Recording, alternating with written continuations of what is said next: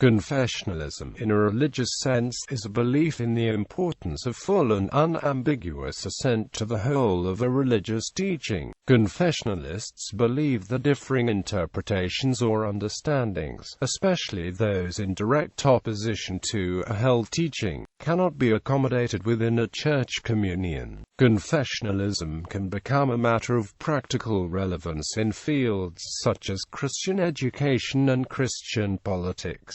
For example, there is a question over whether Christian schools should attempt to enforce a specific religious doctrine, or whether they should simply teach general Christian values. Similarly, some Christian political parties have been split over whether non-Christians should be allowed to participate. Confessionalists, arguing against it, stress the importance of religious doctrine, while non-confessionalists say the shared values are more important than adherence to exact beliefs. History. Historically, the term confessionalism for the first time was used in mid-19th century. Of course, the phenomenon of confessionalism and the term confession, from which the term confessionalism derived, is much older, referring to one's individual belief, then collective belief.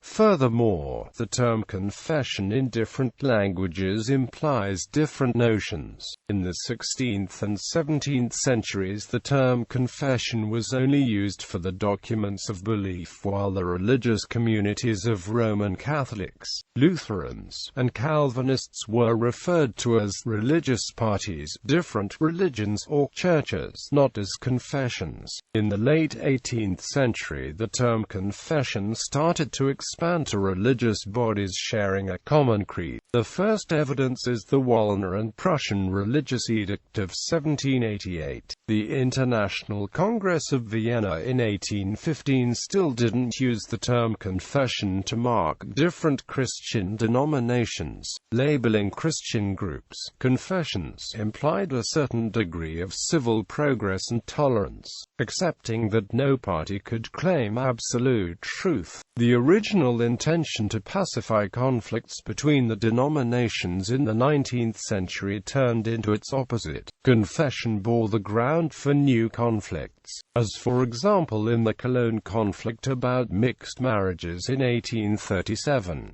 The Roman Catholic Church refused to consider itself as merely a confession. However historical the terminology, historians talk about the early modern period as a confessional age, and with good reasons use the terms of confessionalization and confessionalism. In the third half of the 19th century, the term confessionalism occurred in dictionaries. It referred to internal Protestant conflicts, to conflicts between different confessional groups, to everyday resentments, and to any exaggerated emphasis of religious identity against competing identities. The Catholic State's lexicon in 1959 defines confessionalism as the endeavor of the confessions to defend the religious doctrine and their identity, in opposition to indifferentism, but it also meant the overemphasis of confessional differences, especially transferring them into the realm of state and society. In later editions of dictionaries there is no lemma anymore since the phenomenon lost its wider impact. Confessionalism exerted a severe impact on European social and political history between 1530 and 1648 and again between 1830 and the 1960s.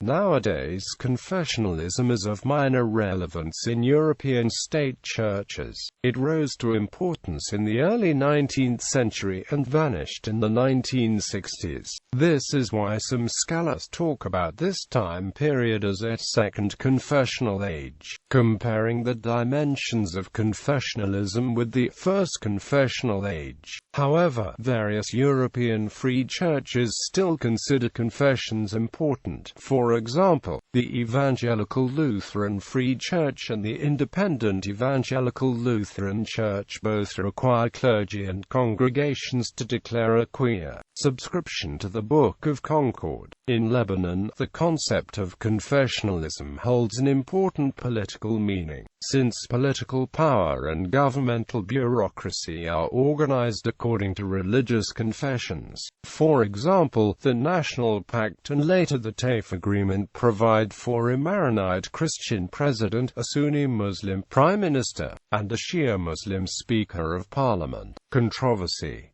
The idea of confessionalism can generate considerable controversy. Some Christian denominations, particularly newer ones, focus more on the experience of Christianity than on its formal doctrines, and are accused by confessionalists of adopting a vague and unfocused form of religion. Others argue that the confessionalist view of religion is too narrow, and that people should be able to seek religion in their own way. Anti-confessionalists generally argue that it is the spirit and values of religion that matter, rather than the rules. Confessionalists generally counter that the spirit and values of any given faith cannot be attained without first knowing truth as given in formal dogmas.